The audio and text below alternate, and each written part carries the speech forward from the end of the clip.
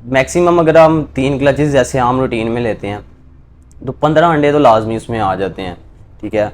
बाकी चिक्स की एवरेज क्या निकलती है वो आपकी केयर के ऊपर डिपेंड करता है। आपका शौक है, आप 10,000 से शुरू कर लो, होता है। 2 जोड़े ग्रीन फिशर के लाओ, ब्रीड करवाओ। अब आपका शौक बढ़ता है तो आप उसमें और लगा लो। कमाने के लिए लगा रहे हो ना पैसे, तो फिर बिजनेसमैन बन के सोचो कि यार मैं अगर ये इंडस्ट्री लगा रहा हूँ, मैं इसमें आ रहा हूँ, मैं ये चीज़ कर रहा हूँ, इसमें रिक्वायरमेंट्स क्या है मेरी। तो 10 लाख पड़ा है ना, अब बड़ी हद भी इन्वेस्ट करना चाहते हो तो 2 लाख कर लो, सेव रखो। उस 2 लाख में से देखो आपको रिटर्न भी क्या कुछ आ रहा है कि नहीं आ रहा है। अगर आ रहा है तो क्या आ रहा है। इन्वेस्ट करते वक्त आप हर तरह से सोच समझ के लगाएं पैसे। 1 लाख रुपए का बर्ड है या 1,000 रुपये का बर्ड है, जब आप सोच के लगाएंगे ना फिर आपको नुकसान नहीं होगा। आप अगले के शेड पे जाओ, उसको देखो वो काम कैसे कर रहा है, बर्ड आपका वो किस कंडीशन में वहाँ पे बैठा हुआ है, उसके शेड की सफाई कैसी है, उसकी बर्ड की कीपिंग कैसी है, वो बर्ड शेड मेंटेन किस तरह कर रहा है। एक बंदा कोई ऐसा पकड़ लें जिसका एक्सपीरियंस हो, ठीक है, उसके ऊपर फिर आप आंखें बंद करके इत्मीनान करें।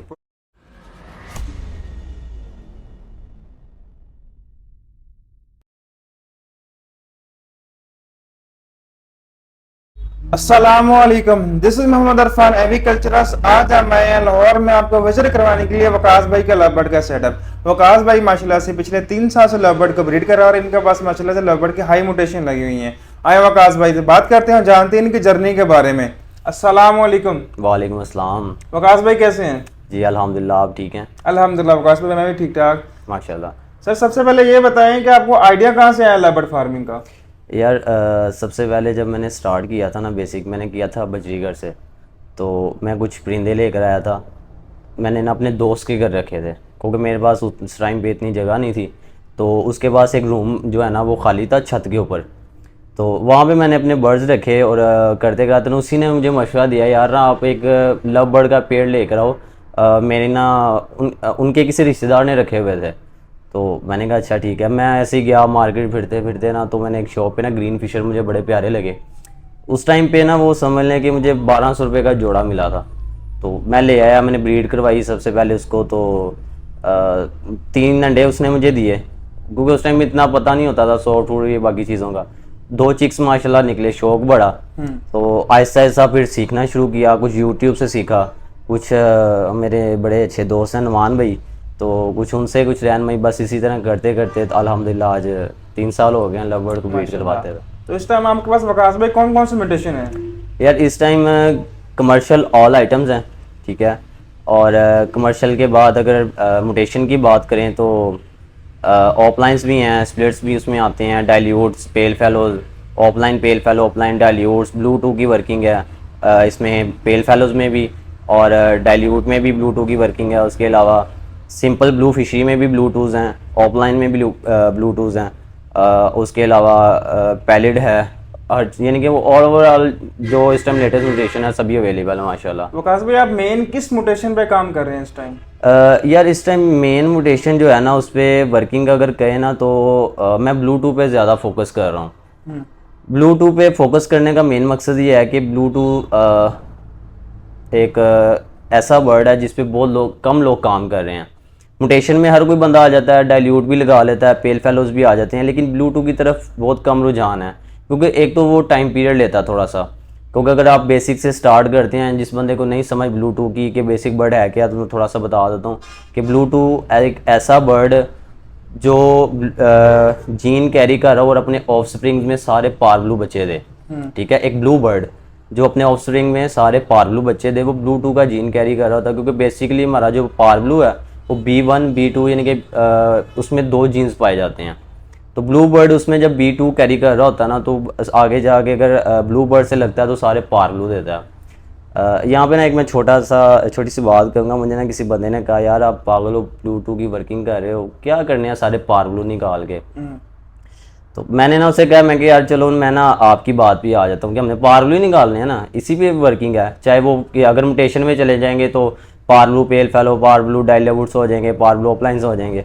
मैंने ऐसे कहा, मैं कि यार सबसे लो रेट बताना है मुझे, मैं आपको बर्ड नेम बताता हूँ तो आपने मुझे प्राइसेस बतानी है उसकी। मैंने कहा ग्रीन फिशर कितने का है? उसने कहा जी 1,000-1,500 रुपये का। तो मैंने कहा ब्लू फिशरी, उसने कहा जी लो भी ले आए तो 5,000 की 6,000 की। तो मैंने कहा जी आपका पार ब्लू कितने का? उसने कहा जी 15-20 हज़ार रुपये का। तो मैंने कहा जब हम सारे पार ब्लू निकालेंगे तो ब्लू फिशरी और ग्रीन बेहतर है या पार ब्लू बेहतर है? तो जाहिर सी बात है कि हम आजकल एज अ बिजनेस, जाहिर सी बात है शौक है, पहले ये शौक है, जिसको शौक है वो ये काम कर सकता है, क्योंकि वर्किंग में टाइम लगता है और शौक के साथ ही वर्किंग होती है।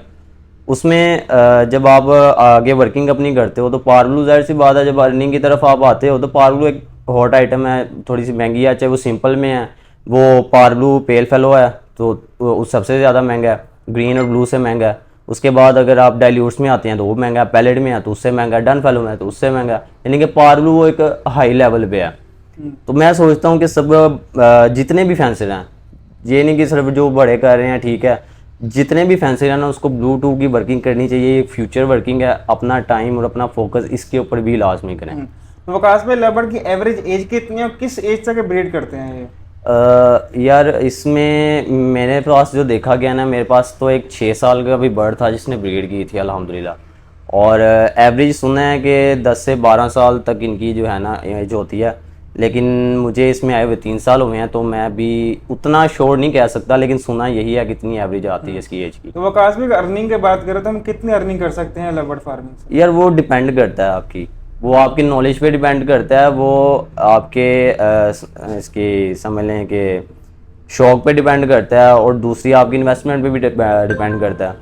मुझे स्टार्ट में काफ़ी लोगों ने कहा था कि यार आप हमें बताओ जी हम स्टार्ट करना चाहते हैं। हमें बहुत सारे लोग कहते हैं जी 2-4 लाख रुपया लगाएं, 6 लाख रुपया लगाएं, 2 लाख से नीचे तो आप काम ही नहीं ना कर सकते। मैंने उसे, मेरे पास फिर जिन भैया ने कहा, मैंने उनको कहा यार देखो सबसे पहले तो शौक है, अगर तो शौक है तो फिर आप ये काम करो, मैं आपको सपोर्ट करूंगा इस चीज़ में।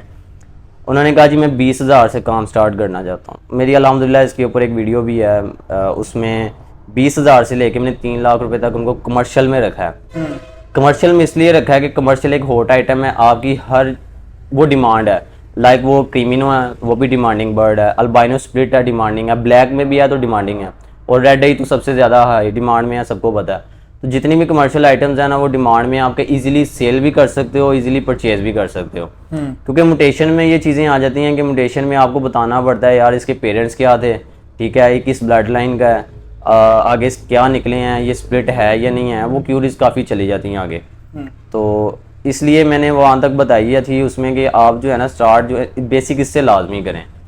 अर्निंग बाकी देखो यार 20,000 लगाओगे तो आप मैक्सिमम, अगर बहुत अच्छी एवरेज आप चिक्स की लेते हो तो 60-70 हज़ार रुपये कमा लोगे, ठीक है। जब ऊपर जाओगे तो उससे ज़्यादा आप आ जाओगे। तो बेसिक ये है कि जब आप 1 साल कमर्शियल में निकाल लेते हो, आपका एक्सपीरियंस हो गया बर्ड कीपिंग का, उसके बाद आप लगाएं, ठीक है, पैसे लगाएं जिस हिसाब, वो कहते हैं जितना गुड़ डालेंगे उतना मीठा है। लेकिन ये है कि इसमें मेरे नज़दीक अगर नुकसान की बात करें ना तो वो सिर्फ एक चीज़ है, वो आपका बर्ड एक्सपायर हो जाना, चाहे वो कोई भी बर्ड है ना, चाहे वो आपका पेट बर्ड है, वो चिक्स है, जो भी है, वो मेरे नज़र में नुकसान है। अदरवाइज़ कोई कहते हैं ना जी ब्रीड नहीं आ रही, पे बाउंडिंग नहीं हो रहा, ये नहीं हो रहा, वो चीज़ें नुकसान में नहीं आती। क्यों अभी नहीं कर रहा तो महीने में ब्रीड आ जाएगी।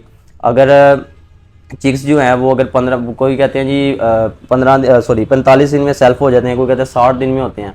सर मेरा 70 दिन बाद चिक्स निकलता है केज में से। क्यों? क्योंकि मैं प्रॉपर तसल्ली, जब तक मैं उनको 10 दिन खुद खाता पीता ना देख लूँ बर्ड, मेरा बर्ड नहीं केज से बाहर निकालता। चिक्स की बात कर रहा हूँ। क्यों? क्योंकि मुझे पता है यार मेरा एक बर्ड भी एक्सपायर हुआ है, चाहे वो 5,000 रुपये का भी है, तो वो मेरा 5,000 रुपया गया। और दूसरा ये है कि केयरिंग की ना करने की वजह से वो अपनी नाकिस, मुझे तो मलामत होती है कि यार ये मेरी नाकिस कारकर्दगी की वजह से जो है ना बर्ड एक्सपायर हुआ है, तो बाकी किसी का मैं कुछ कह नहीं सकता। सही। तो वकास पे जब आपने स्टार्टअप लिया तो कौन कौन सी डिफिकल्टीज का सामना करना पड़ा था? यार स्टार्टअप में सबसे पहले डिफ़िकल्टी तो ये थी कि हमें पता कुछ नहीं था, और हमारे पास कोई ऐसा बंदा भी नहीं था कि जो हमें को बता सके, ठीक है। तो उसमें देखें क्यूरीज ये भी आई, बर्ड एक्सपायर भी हुआ, बर्ड की ब्रीडिंग भी नहीं आई जहाँ तक हम एक्सपेक्ट करते थे कि यार हमारे पास एवरेज चलें 5 अंडे जो मैक्सिमम ने देता वो तो आए, वो भी नहीं आते थे। 3 अंडे 4 इस तरह आ जाते, फिर डेड इन शेल हो जाना, और बर्ड का आपस में लड़ना, तो हम नहीं उनको कैरी कर पाते थे कि यार इसको अब क्या करें, इसको क्या लगाएं, कैसे इसको ट्रीटमेंट करें, बर्ड पकड़ना कैसे है, और उसको क्या मेडिसिन देनी है, खुराक देनी है, ब्रीडिंग के हवाले से मेल फीमेल कंफर्म करना है, यानी कि जो क्यूरीज होती है ना स्टार्ट में, इस तरह का हर इशू आया। और पहले साल में अल्हम्दुलिल्लाह ये जो सारी क्यूरीज है ना, अल्लाह का शुक्र है कि उसने मेरी हल कर दी, क्योंकि ये एक बड़ी हेल्पफुल है, और एक साल के अंदर आप सारा कुछ कर लें तो वो ज़्यादा बेहतर है। तो वो मेरी रिकवर हो गई थी अल्हम्दुलिल्लाह। उसके बाद ब्रीडिंग भी आई है, हर चीज़ आई है। अब ये होता है कि कोई भी जो इशू आता है तो वो हल हो जाता है अल्हम्दुलिल्लाह, जितना पता है। अगर कुछ नहीं होता तो भाई हैं मेरे नुमान भाई, वो इनकी काफ़ी अच्छी है इनके हवाले से, क्योंकि वो एग्जॉटिक बर्ड में भी करते रहे हैंड फीड और सारी चीज़ें, तो उनसे थोड़ी बहुत हेल्प मिल जाती है। जी। तो वकास भाई लगभग एक साल में कितने क्लास करते हैं और एक क्लास में कितने बच्चे देते हैं? यार अंडर की अगर बात करें ना तो मैक्स डिपेंड करता है आपके ऊपर। अब आप एक बर्ड से सिर्फ 2 क्लच भी ले सकते हैं, ठीक है, आप 3 भी ले सकते हैं, उसके अलावा आप चाहें तो आप 6 भी ले सकते हैं, लोगों ने लिए भी हैं। वकास भाई एक नया बंदा स्टार्टअप ले रहा है जी, तो जी। नॉलेज कहाँ से गेन करे अपने लव बर्ड के अबाउट?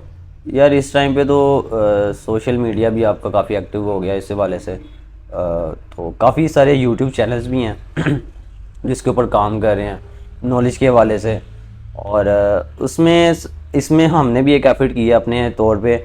हमने भी एक चैनल लवर टीम के नाम से बनाया हुआ है, और उसमें कोशिश हम ये करते हैं कि जो देखें, हम भी एक टाइम था कि हमें भी कोई जानता नहीं था, ठीक है, लोगों से जब मिलना जुलना हुआ है, थोड़ा सा ऊपर आए हैं, उसमें हमने ये सोचा है कि उसके ऊपर हम उन लोगों को जो समझ लें कि 10 जोड़े 20 जोड़े लगा के बैठे हैं, उनको कुछ लोगों के साथ इतने ज़्यादा अट्रैक्शन नहीं है, मिलते जुलते नहीं हैं, हम उनको एक प्लेटफॉर्म पे इकट्ठा करें, उनके कुछ वीडियोस बनाएं, उनसे नॉलेज शेयर करें, उन लोगों की हेल्प करें, क्योंकि जो मिस्टेक हमने की हैं वो ना कर सकें।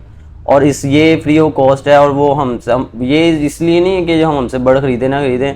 मैं जितने भी लोग शायद जो मुझे जानते हैं ना, मैं उनसे यही कहता हूँ, यार बर्ड आप जिससे मर्जी लो, आपने पैसे दे के चीज़ लेनी है। बर्ड प्रॉपर अच्छी तरह देख के खुद जाके लेकर आओ। लाहौर के लोग हैं, यहाँ से वो कहते हैं यार आप भिजवा दो बर्ड, हमें ये ऐसे कर दो, वो है हम आ नहीं सकते, ये मसला है, बहानेबाजी है ना।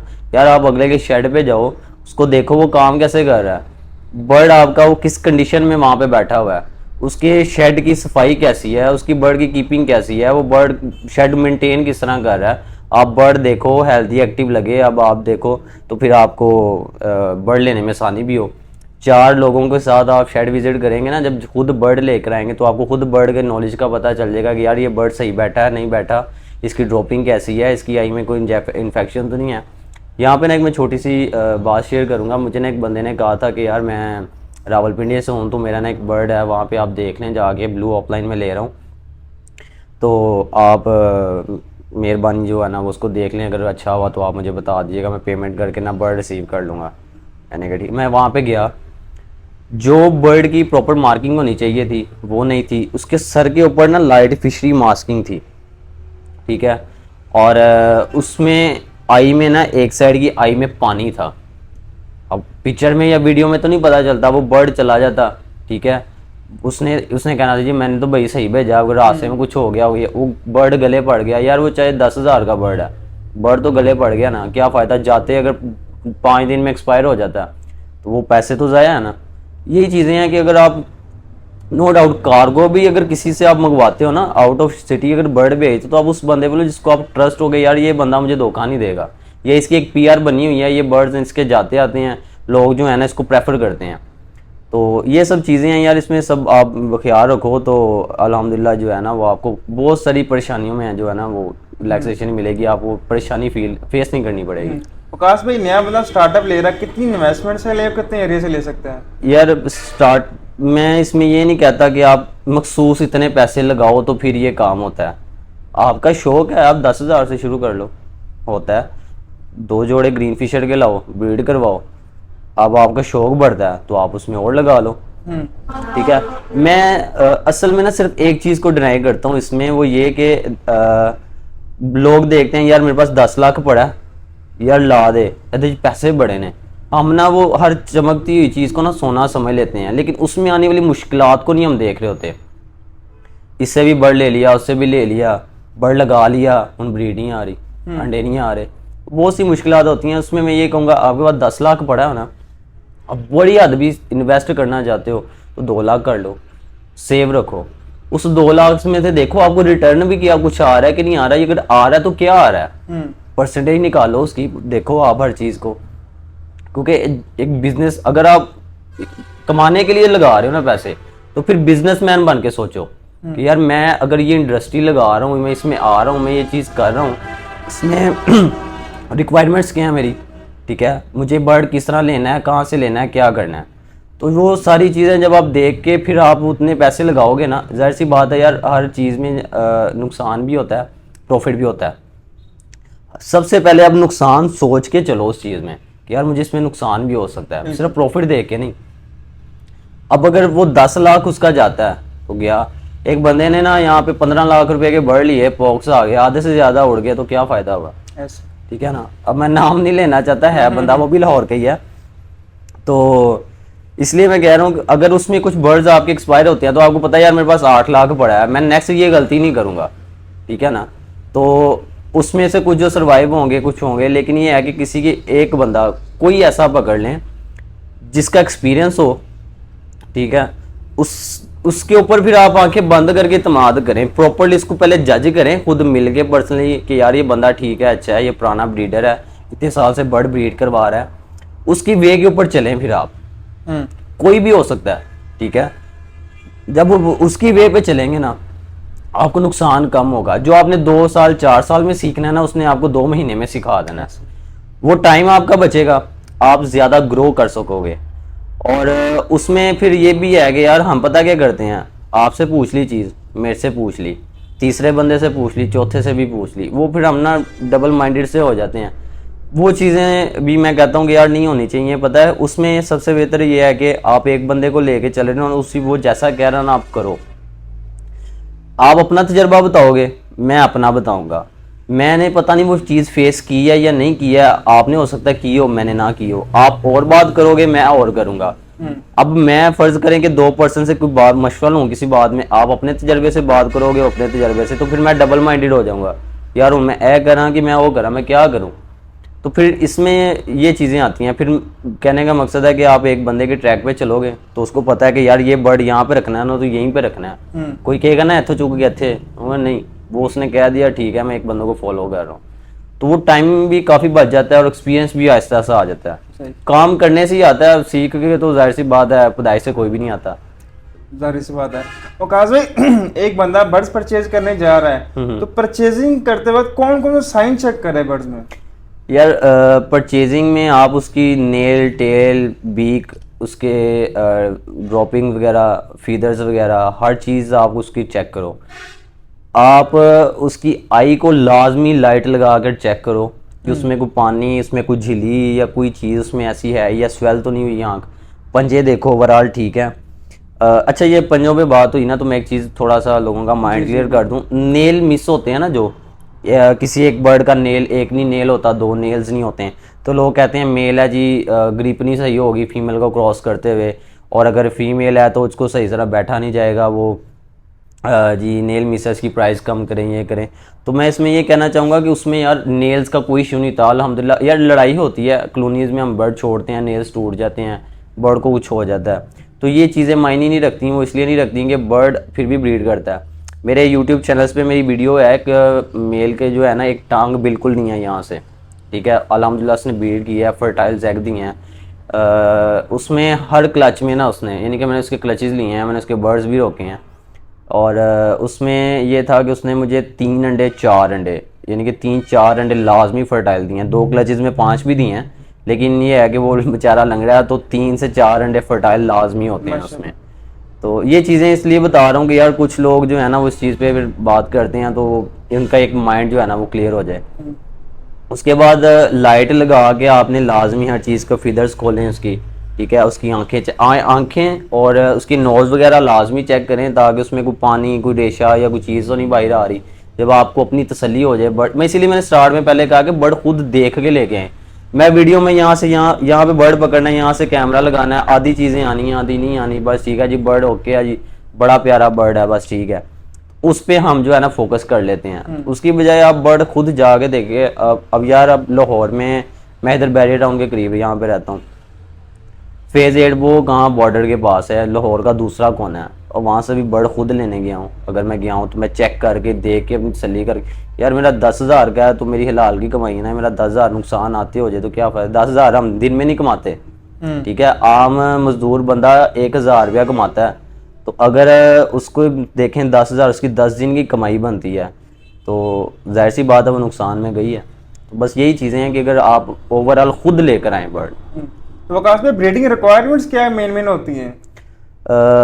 ब्रीडिंग में यार आप देखो, हम सॉफ्ट फूड वगैरह देते हैं बर्ड को, उसमें हम उनको कैल्शियम्स, विटामिन्स, ठीक है, ओवरऑल उनकी न्यूट्रिशन जो है वो पूरी करनी होती है, क्योंकि जब बर्ड हेल्दी होगा, उसकी डाइट पूरी होगी तो अच्छा परफॉर्म करेगा।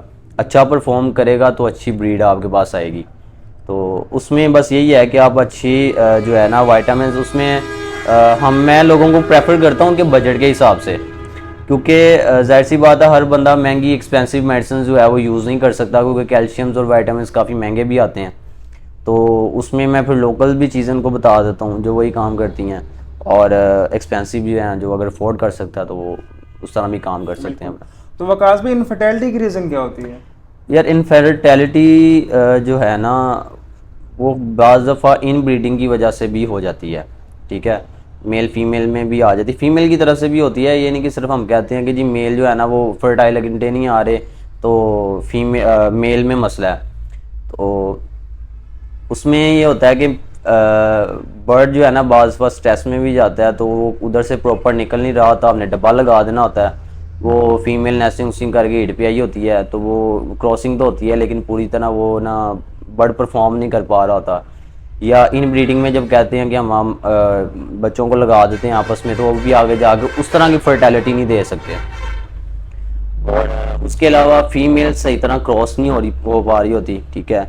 या स्टिक पे जब बैठते हैं स्टिक हिल रही होती है, या कोई और इस तरह का इशू आता है, या बर्ड डर के बैठ जाता है। क्योंकि बाज़ हम मेरे साथ अक्सर होता है, मैं शेड में जब जाता हूँ तो मेरे पेयर्स क्रॉस कर रहे हैं, देख के साइड पे हो जाते हैं, कुछ लगे रहते हैं, कुछ साइड भी हो जाते हैं। तो उस वजह से भी वो जो एक आधा अंडा होता है या दो इस तरह के वो अनफर्टाइल आ जाते हैं। लेकिन उसमें सबसे बेहतरीन हल ये है कि आप जो इसकी फर्टिलिटी के लिए हम अक्सर मेडिसिन यूज़ करते हैं, वो मैं आपको ना पिक्चर दे दूंगा, वो आप शेयर कर दीजिएगा। वो उस मेल के लिए है या उस फीमेल के लिए है जो आपको बिल्कुल भी हर बार इस्तेमाल करने के बाद अनफर्टिलिटी देना, तो आप पिक्चर शेयर कर दीजिए। उसके 3-3 कतरे पानी में आप डालकर यूज़ करवाएं। मेरे पास एक पेयर आया था ब्लू फिशरी ना स्प्लिटिनो, दोनों स्प्लिटिनो थे, और अनफर्टाइल उसने मुझे 7 क्लच दिए थे। हर बार इस्तेमाल किया मैंने, लेकिन उसके बाद फिर जब मैंने वो ये मेडिसिन यूज़ की थी तो अल्हम्दुलिल्लाह तब से लेके अब तक मुझे एक अंडा भी आ गया ना तो वो भी अनफर्टाइल नहीं है। 5 के 5 अंडे आते रहे और माशाल्लाह फर्टाइल होते रहे। तो बस ये कुछ क्यूरीज हैं, वो ख्याल असल में ना आपको खुद देखना पड़ता है कि वजह क्या बन रही है बर्ड की। अगर ब्रीड ही नहीं ना आ रही है आपके पास तो क्यों नहीं आ रही। बर्ड स्ट्रेस में तो नहीं है, फीमेल हीट पे है, मेल जो है वो नहीं है। तो इस तरह की जो चीज़ें हैं वो आप जब ऑब्जर्व करेंगे ना तो फिर आपको क्यूरीज हल करने में भी आसानी होगी। तो वकास भाई इनमें मेन में बीमारियां कौन सी आती हैं बर्ड्स में? यार बीमारियां अक्सर जो है ना वो आती हैं इसमें आई की बीमारी ज़्यादा आती है, ठीक है। उसके अलावा इसमें जो माइट्स होते हैं उससे बीमारी आती है। असल माइट्स में मैं थोड़ा सा बता दूं कि लोग कहते हैं कि यार हमारा अच्छा वाला बर्ड था, रात को हमने देखा सुबह एक्सपायर हो गया। माइट्स ऐसी चीज़ है जो बर्ड को समझ लें, वो कहते हैं ना कि जैसे सांप डंग मारता है ना तो पानी नहीं मांगने देता, इसमें वो माइट्स वो चीज़ें हैं कि हमें पता नहीं होता। वो एक स्टेज ऐसी आती है कि वो आधा घंटा नहीं बर्ड को निकालने देता। तो ये चीज़ें उसमें आ जाती हैं। आँखों की बीमारी आ जाती है। उसके अलावा ज़ुकाम बर्ड को हो जाता है, हमें पता नहीं चलता, जिस वजह से बर्ड का वो हो जाता है। फिर एक ही चीज़ हम ज़्यादा जो हम यूज़ करवाएं, कोई मेडिसिन करवाएं या दाने में कोई ऐसी चीज़ ज़्यादा जैसे कोई समझ लें कि हम आउट सीज़न में प्रोटीन ज़्यादा यूज़ करवा दें, उनको उनकी रिक्वायरमेंट ना हो, उस वजह से इम्यून सिस्टम ख़राब हो जाता है। तो वो बेसिक बीमारियां आ जाती हैं उसमें। लेकिन वो आपको ड्रॉपिंग से ऑब्जर्व करना पड़ता है कि यार मेरी बर्ड की ड्रॉपिंग कैसी आ रही है, तो इसको क्या मैं एंटामाइजोल दूँ, इसको मैं जेटीपार्ट दूँ, मैं इसको क्या दूँ। तो वो ऑब्ज़र्व करने के बाद जो है ना उस हिसाब से उसका ट्रीटमेंट होता है।